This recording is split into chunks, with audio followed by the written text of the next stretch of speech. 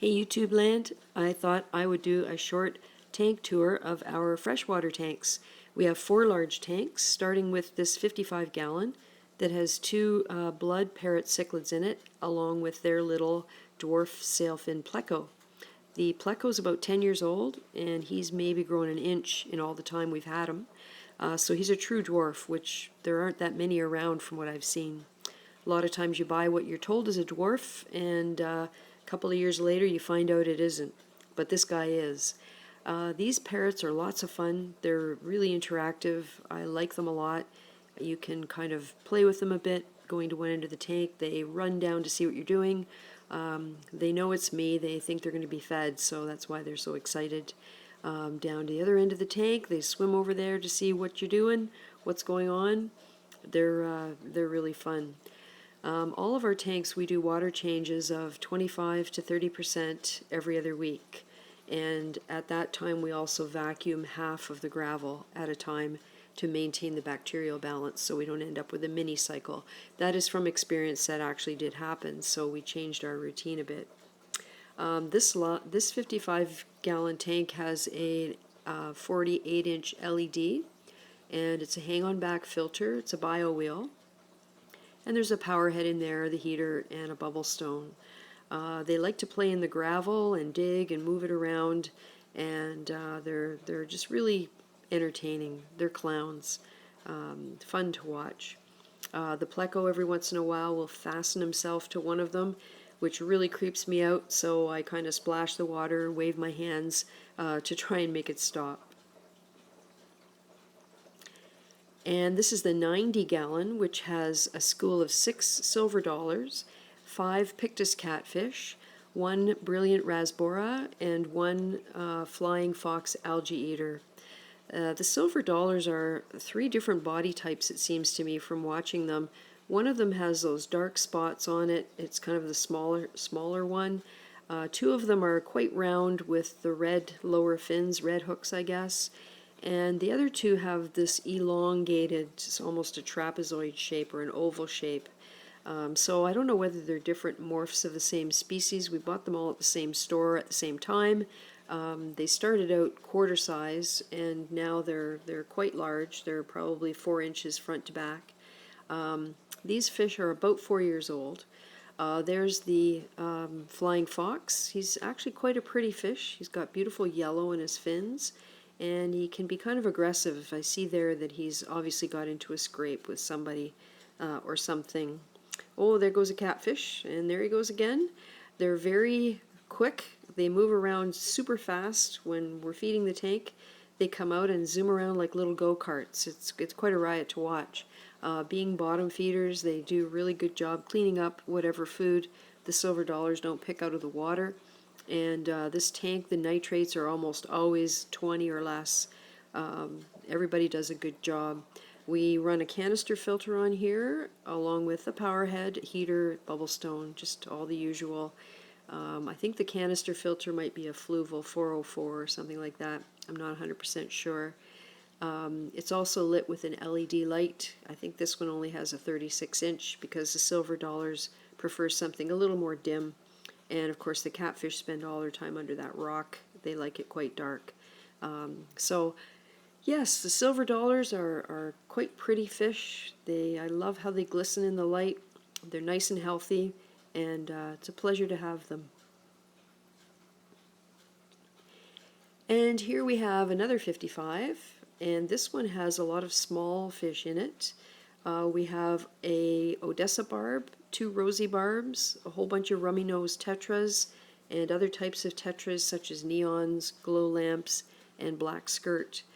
We also have 3 little fish called panda garas, and they're quite a riot to watch. You can see them right at the front on the bottom. I'll try and get a bit closer to them. They chase each other around. They're very playful, quite curious. They love to be wherever you are. If you're pulling water out using the siphon, you have to be super careful not to get one of these guys caught up in there because they're right there seeing what's going on. The last tank is the Oscars, and these guys are approximately 4 years old, I guess now. We've had them since they were about 1.5 inches long.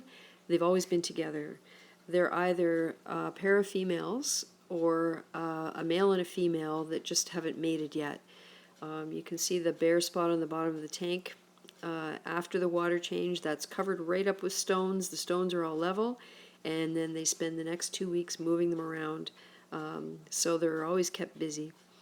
At some point, one of them lost an eye to Popeye, which was the saddest, most gross thing I've ever encountered keeping fish. And so he's now a one-eyed fish. His remaining eye works just fine. It's kind of reoriented itself facing front. So they come over to the corner when it's time to be fed. I actually have to hand feed them because this fish only has the one eye.